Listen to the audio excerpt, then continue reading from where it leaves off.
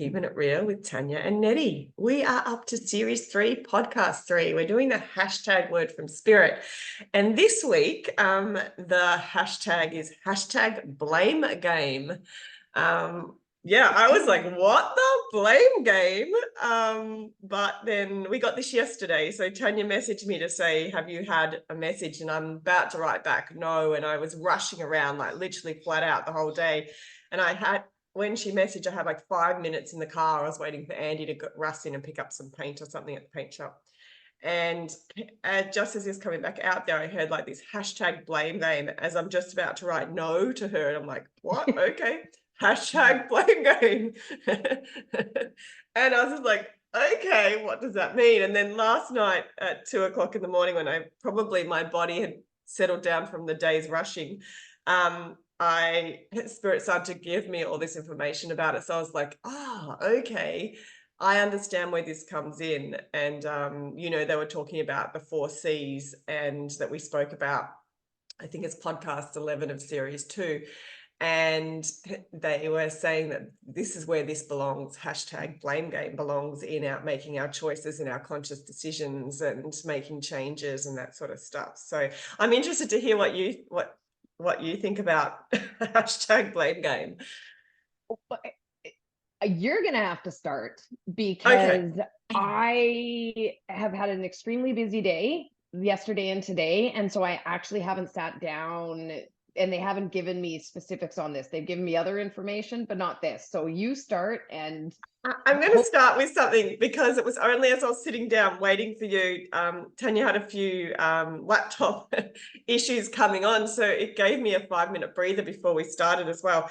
And I saw Tania standing in her police uniform and it was like, a one foot in both worlds. And I was like, okay. And this is like, oh yeah, like your job is to figure out who to blame and prove that they're at fault, right? Because blame literally means responsible for like doing the wrong or at fault. And so it's interesting that Spirit's talking about the blame game on one foot in both worlds in a way when that's your career. And then yet I think from my understanding is what they're saying with the blame game is playing the blame game personally is not a good idea. So they gave me, I saw 3 sort of circles of blame, and it's blaming someone else, blaming yourself, and blaming a situation. And what they basically said is that when we blame, we measure, we say what is right and what is wrong, who is right, who is wrong, and we try and pinpoint or label, to find a cause for the situation or what's happened. And what they're saying is when you do this, it shadows that any chance of growth or ability to recognize where we're at. And actually, what they want you to do is self-reflect and be self-aware. When someone says to you, when there's a situation where you think someone is to blame or something bad has happened, it's not the first thing to jump and try and work out who was right, who was wrong. They're just saying not to do that. It's actually to be self-aware is where we should be rather than start playing that blame game of who did what, who did think. I'll give you an example because I was trying to figure out whether I play this blame game because yesterday I would have said no. Today, after last night's information, 100%. And actually over the last 5 years, my husband and I have really worked on this. But for instance, blame game can be as simple as I come out in the morning and on the arm of the couch is like a biscuit wrapper and a glass left, right? And so my husband will come home and I'll say, oh, you left a wrapper and your glass out, right? And rather than just going, oh, thanks for putting it away, which is what we should all do. And this works in reverse for both of us. If it was me leaving it out and him, it will be like, oh, I never leave that out. Well, occasionally, but you always leave the glass on the sink in the bathroom.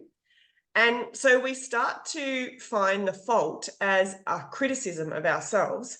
And we forget that someone actually just put something away and reminded us that they did it. And so we're now self-aware that, oh, tomorrow night when I go to bed, I'll see whether the glass is there and I'll put it away because I probably should have done that. And that's kind of our family rules, you know, like without having rules, it's just living with someone kind of thing.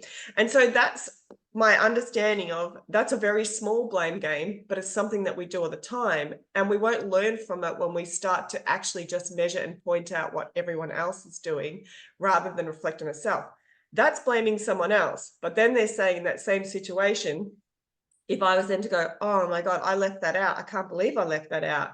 And then spend the whole day thinking about, oh, why did I leave that out? I never leave that out. Why did I do that last night? Like, I don't normally do that. And really starting to actually blame yourself for something that is so minor. Like, it's like a glass and a piece of wrapper on the side of the couch. It doesn't really matter.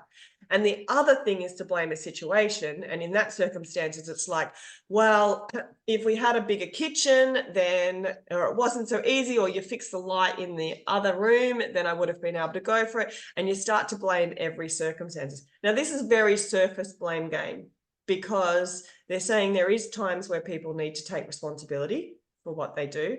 And there is times when someone is at fault and needs to be called out for being at fault. So they're not saying that the blame doesn't have a place, but blame game doesn't have a place. It's that whole, you know, he said, she said, blah, blah, blah, tick off your ladder, tick off his ladder sort of thing. And it just causes negative energy. So in saying that, where are you at with it? I mean, I could talk about this a lot. One thing in particular that I've had a history of is say somebody, say I get upset, somebody reacts or something, then I sit back and go, oh my God, what did I do wrong? I need to fix this. Like, I used to really take that responsibility on for myself. Like, how did I mess up this situation? How did I make this person act that way? Interestingly, right before the podcast, and I'm going to try to speak about this as respectfully as possible, I was talking to Nette about my father being ill, and he's not too far away from passing. I'm not too sure when it's going to happen because the date I had is already gone. And I was very much brought up to take responsibility for other people's reactions and emotions. So it was kind of placed on me that I, you know, caused the problem. Therefore, that what that person did is my responsibility, as opposed to, yes, I've made a mistake, but you also have, the other person also has to take responsibility for their own behavior and reaction to that, right? And you know, when my son was little, I was going to a child psychologist just for parent support, because I was doing it by myself and my son was difficult. Of course, at the time I didn't know that he had autism, and I needed extra support sort of in parenting him. And I went to her and I was like, oh, you know, I was so terrible. Like, I lost it. I yelled at him. I got so frustrated. And I'm like, and I just, you know, and then it just eats at you. I'm like, I just feel like a piece of garbage mother. Like, I feel awful. And she's like, you know, the biggest thing about attachment and attachment parenting is repair. She said it's 20% being perfect, and I might have these stats a little bit off, 80% repair. She goes, so you go back to your son and you tell him that you're sorry, that you shouldn't have acted like that. It's not his fault. And you take responsibility for your own damn emotions. And not like I didn't understand this concept, but, you know, the concept of taking responsibility for your own stuff, I'm very, you know, clear on that. But I have a real thing with Zachary, whereas if I will react in some way, or I'll yell, or I'll get frustrated or whatever, I always go back to him after and I say, hey buddy, you're okay. You didn't deserve for me to get upset like that. And I take responsibility for my actions. And I don't say what you did made me get upset, because that's not true. It's just not true. But I also hate the phrase where people say, nobody can make you feel anything. That's your choice. I'm like, that is such a load of crap. Right? Yeah. Like, people have such power over each other. Right? They absolutely it's ridiculous. That is like kind of that new age individualism, like nobody can affect your emotions. Bullshit. Of course they can. You know, if I call you up and I start reaming you out and telling you you're a horrible person and da da da, are you really going to be to the point where you're like, now, Tanya, these are your emotions and nothing is touching me. Like, impossible. Yeah. You know, when we talk about community and coming together and working together, that is just such a myth. The other thing that maybe is why they brought up me being in uniform is this file that I like, these files that we investigate obviously are child exploitation. And, you know, you'll see the victims like almost condoning the offender's behavior because they've been groomed to do so. And the reality is, or you'll have victims that will be like, oh my God, I can't believe I let that happen. I can't believe I didn't say anything, whatever. The onus is never on that victim. Yeah. And I could talk for hours and hours and hours about this. The onus is not on the victim to not engage with a predator. The onus Yeah. is on the predator to know that that's wrong, period. Yeah. So I know that there's circles that will say, oh, well, you need to know your part and how you got into this situation and stuff like that. And whereas, okay, maybe there's a level of awareness to, okay, my upbringing or something kind of got me into this vulnerable state, but under no circumstances should a victim be taking responsibility for what a grown adult is supposed to know. Absolutely. And I think the other reason they brought up too is because, like, the one I'm talking about, it's very surface blame game. Mm-hmm. That is very serious blame game. And Mm-hmm. that is not a game. That blame is not a game. It's very That serious. it's very serious. And they did talk about blame game being very surface orientated, and blame, there is a very big place for blame, and there's a reason that word exists. And, you know, so anyone listening to this is in a situation that is a lot more serious than what we're talking about with these surface blames. This isn't where hashtag blame game belongs. Hashtag blame game is just in your everyday life of small growths and things like that, in relationships around you that are not as serious and can be made a lot more than it is. You know, that they were talking about in what we both spoke about a little bit, which is self-sabotage. You know, the first thing you talked about with the blame game is blaming yourself. And a lot of people do that, and we self-sabotage ourselves. And Spirit was saying to me last night, 100% we should not be self-sabotaging, because if we do that, we cloud or we shadow the self-reflection or the self-awareness. And when someone is suggesting something like that, if your reaction to their words or to their action to you of this, you know, you left this on the bench, ends up going from 0 to 100 of wow, rah, rah, and that becomes a big fight, then underlying that is not what the problem is. It's showing you, if you stopped and just went, okay, how did that get out of control? What is it that actually I'm unhappy about? What is it that I need to change? What is it that triggered me to turn that into a massive argument? Is there some unsaid stuff that we should be sitting down with my partner and talking about?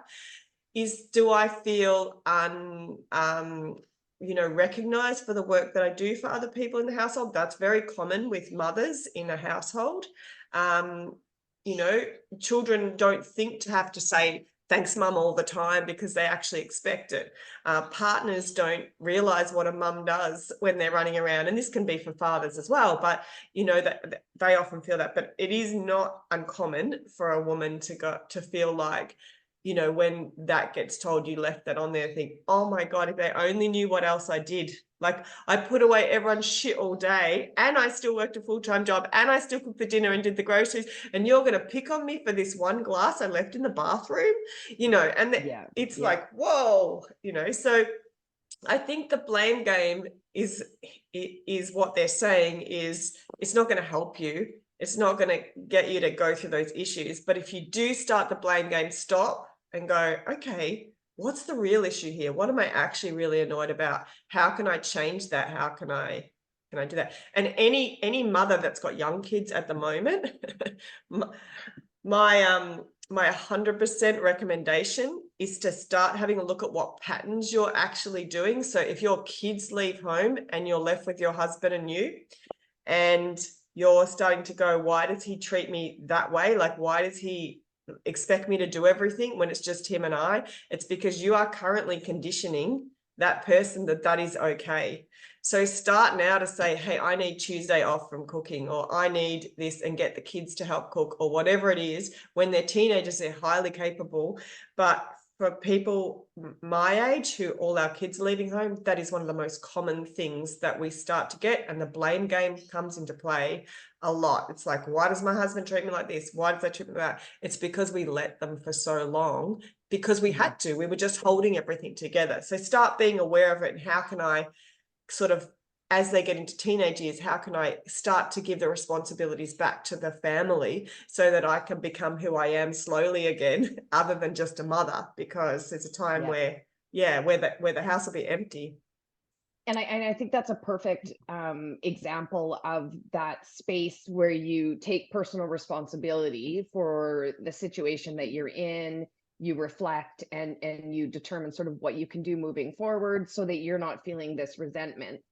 I also think Spirit's talking very clearly about personal responsibility. So it's not going too far into blaming yourself. It's not going too far into blaming the other person. But that doesn't mean that we don't reflect on and see what other people are doing. Oh, I mean, absolutely. you know, if someone's being mean to me, damn rights they're at fault. You know, we're certainly not saying do this airy fairy weird, like only you can deal with your own emotions. If you're in a partnership, you guys co-regulate together, and that needs to happen, but it also needs to happen from a place of taking personal responsibility.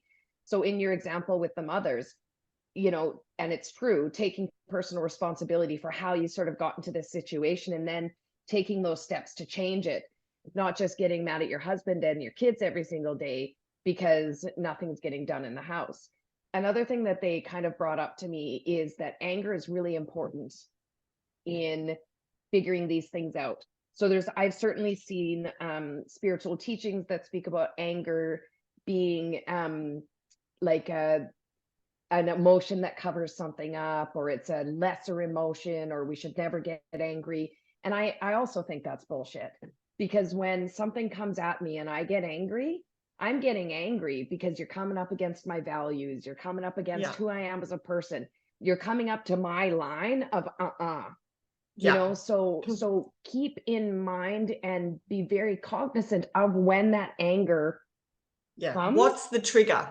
What's the trigger? Because it's another emotion. Like if I'm you know what, I'm not coming up with a good example, but when that anger comes, it's a clue. What is happening right now? How is this kind of coming into my space and not working for me? Yeah, when you go from 0 to 100 because a wrapper was left out, it's like, okay, what is it actually? It's not the wrapper, it's not the glass, right? And it could be that the value, it could be a value that's overstepping here. It could be a fairness that you feel that fairness is a really big value for you, and you're thinking that, hang on a minute, that's the workload of that I'm doing, you're leaving that out, is disrespectful for me because I've just got to clean it up tomorrow, you know, and you don't care. So that is, you know, bringing back to that values is a great reminder to us from last week's hashtag, that find out what that trigger is. One of the things that they said, which I haven't really touched on too much yet, it's about not energizing someone's opinion. So they're saying that when someone blames you, or someone says you leave this out or you do this, you start to get a label put on yourself. So as a child, you would be like, oh, you know, Tanya, quiet. You're always the one who speaks up first. Tanya, be quiet, be quiet, be quiet, be quiet. And you're always this, you're always this. And so then as you get older, you think, oh, I don't have a voice, or if I go to say something, I worry about that, or I'm concerned about that. And it's because, you know, as a child, or within a friend group or something, someone was labeling you all the time. They were blaming you for, oh, we all got drunk, Tanya, because you were the one who brought the drinks out, and you ordered that. And some of the things are facts, but some of the things always then become a label back onto you that you start to self-sabotage and blame yourself for. And so it's sort of looking at those, as you said, little clues of like, why is that an issue, and why am I thinking that, and is it actually valid for where I am, or is it something that someone just got in the habit of saying and I became the talkative person when I'm not? So they're saying, Perfect example. yeah. I have a, So do you mind? yeah, go. Yeah, great. Okay. Perfect example. I was always taught that people's reactions were me. So somebody would react, and I talked about this earlier, and I would go, oh my God, it's me. What did I do wrong? Did I approach that situation wrong? Was I not speaking in a calm enough, quiet enough tone, in order for me to have upset that person? As opposed to now, somebody talks rudely to me, and I'm like, excuse me? Like, what? Why are you talking to me like that? Do you know what Yeah, I mean? yeah, Whereas before, I would have been talked to like that and been like, wow, I deserve that. I obviously did something to upset this person, but that's the exact conditioning that I was trying to talk about earlier, yeah, yeah, 110%. And unfortunately, it happened for me for quite some time where I would take responsibility for other people's actions. and And then you start trying to repair something that you have no control over repairing, because it's an issue that they've walked in the door with, but you're yeah. still thinking that you made it happen, and you So didn't. not only are you blamed for it, didn't create it, but then you're Yeah, also trying to fix it. and you're So the person just gets self-sabotaging. to be a bear and do whatever they want, and then you come in and fix it and make everything better. I mean, it's Yeah. crazy. Yeah, that Yeah. has beautifully So summarized what I was clunkily trying to say. So I'm glad you gave an example, because that's what Spirit was saying. That energy around that is yeah. just misplaced. And I do it even the other way. And sometimes I've got to pull myself back. Like if someone comes in and yells at me, I'm like, oh, they must have had a really bad day. Like, I'm like, oh, what happened out there? Because the action that I just did then didn't deserve that. And so I kind of I almost go, and then I try and fix, like I try and look back in the background of what's happening, and I'm like, oh, I wonder if they've had really hard trouble at work, or I wonder whether people are abusing them at home, or what. Mhm. And I almost go too far into thinking that now it's my responsibility to fix them, and it's not. Yeah. Sometimes people just need to deal with their own shit, and that you're considerate, that if they just blew up in your face, that they didn't Yeah. necessarily mean it, especially if it's out of character. And you can just sort Yeah. of And drop the energy around that and say, okay, they didn't mean that. I'm not going to now have this kind of friction every time I see them, because they had a bad day and came in and just blew it up. And so I'm not going to put that energy around that it's needed. But if it becomes a habit where they're doing it all the time, exactly. then I'm not going to put up with that either. So yeah. Exactly.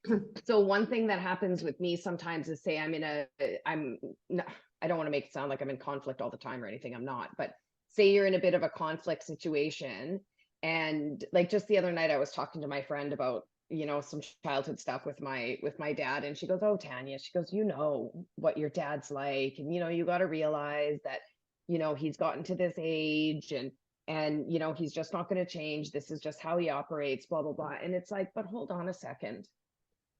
I do not lack the ability to understand where somebody's coming from, or to empathize with where they're coming from, or to see perfectly clearly how they got to exactly where they are. It still doesn't make it okay. Yeah. So we can go too far sometimes into empathizing and understanding their experience and not honoring ourselves in it, Yeah. because I don't need to understand that other person's perspective sometimes. The bottom line is the way you're treating me is not okay. Period. Exactly.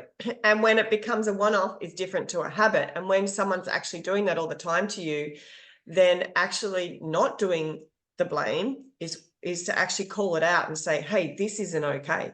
Like Yeah. this is what you're doing, and this is how it's making me feel. And it's, yeah, I think it's interesting, because it all comes back to communication, really. It's it's that and conscious awareness of, where has this stemmed from? Where has this come from? Is this something that I'm building up? Is it something that they've done? Is there something bigger? Like that whole conscious awareness of what is going on. Why is this a 1 to 100 moment for me? Or why do I get so angry about this? Or why does someone get so angry about me, at me, especially someone who's close to you? If your partner does get angry when you do something little, you've got to start to go, okay, they might not be aware of what it is, but maybe I can start, pulling in and working out and communicating to them, when you do that, that seems like out of character for me. When you get angry about that, or when you start to defend yourself on that, you know, it seems too much. Is there something else that you think might be underlying? Having those discussions is amazing. It can open up so much dialogue. And I know that not everyone's good at dialogue, but you have to learn to talk. So if you are with someone who's not a good talker, learn to talk, do the small talks, do the little things, and actually train You them. have to. We Yeah. can't function in this world, you know, and maybe that's why they're bringing it up, like in community and what they're really wanting to bring together. If you're not going to sit down and be able to have these open, kind of more difficult conversations about, hey, when you do this, it makes me feel this way, as opposed to you do this, or then Yeah. you do, you know, it just becomes a Well, you do problem. it too. You know? Yeah, exactly. And it's like, that doesn't make it right, and you just don't get anywhere. So I think the key thing that they're really talking about is each person individually has to take personal responsibility for their choices, for the way they react, and like you said, have that conscious awareness to their patterns and the things that trigger them or make them react, so they can be like, hey, I know that maybe the way that you're talking to me right now, because I know who you are and I know you're not like that, but when you do that, I question whether you're talking to me this way, like whether you're Yeah. actually, you know, trying to insult me or something like that. And they, oh, no, that's not where I'm coming from, right? And we Yeah. need to be able to talk. They show me a person, your person, a boundary here with kind of where you let stuff in, but then almost a boundary here for where you let it come to you and where you let it come into you. Yeah. So Yeah. does that make sense? So Yeah, sort of it's that absolutely. line of, Yeah. this is yours, I can self-reflect, but I'm not going to take it all on as my own. Yeah. And they're showing me also that pattern repeat. And Tania brought up with her son Zach, and you know, I mentioned at the start, my husband and I have been working on it for 5 years, because when my son was about 13, 14, we did a blame game thing, you know, where it's like blah blah, and I watched his face as he watched this, you know, little tennis match of blaming each other, and it was just like a full, you know, sunk in my stomach to go, oh my gosh, I'm really proud of our parenting, but this bit I'm not proud of. And we don't do it very often. It's such a minor little thing, but we did do it. And so we worked consciously. We actually sat down together and I said, I don't like how this influences Will, and this is what we do. And it took us years actually to start dropping that. Now we just go, oh, you left a wrapper out. And it's like, oh, thanks. Did you put it in the bin? I'll try not to do that tomorrow night. That's where we're at, because there's no underlying thing. Because we had those discussions of the reason why that shits me is because I'm packing up after everyone and I work full time too, you know. And so exactly. we had those discussions. We got that energy that was stuck behind the little blame game out of there. So they're showing me that pattern. So think about what you do in the blame game and how you do that with your partner or with a friend or with your child. And do you want that pattern? Are you proud of that way that you react? Or should you find out why and start communicating? And then, like Tania's dad did with her, she's not doing that with Zach. She's making sure that that doesn't happen. And, you know, even if you do mess up, you come back to them and you say, I'm so sorry about that. That had nothing to do with you, you know? Exactly. Yeah, it's a powerful Exactly. thing, I think. Yeah. You know, Very cool. we're just about out of time, but what I just wanted to say is it's really interesting because every time we do these hashtag word from spirit, I feel like it's these tiny little podcasts that kind of build up and it's all going to have a purpose. So for the listeners, when we come on here, we don't know what we're talking about and we don't know why. I do have a feeling it's going to all come together in some way, but we're just flowing with it. We don't know sort of where things are going. So with that said, I hope you guys are enjoying it. Thank you so much, Nettie. It was lovely chatting with you. I could seriously talk about this topic for hours and hours and hours from all angles, of course. And So our please like and hashtag homework for the week is to actually, when you do something that you see yourself doing the blame game, either taking the responsibility, blaming yourself, a situation, or someone else, stop for a second and just see where it goes and see whether you can change that pattern. Like, I'm going to start seeing, do I still do this blame game and when do I do it, sort of thing. But yeah. Well, I'm going to blame you for interrupting me with Yeah. my end statement, Nettie. So just kidding. I love it so much. I want you to do it twice. Okay. So if people could please like and subscribe, keep following us so that we can see where this journey ends up taking us. And it was lovely to see you again, Nettie.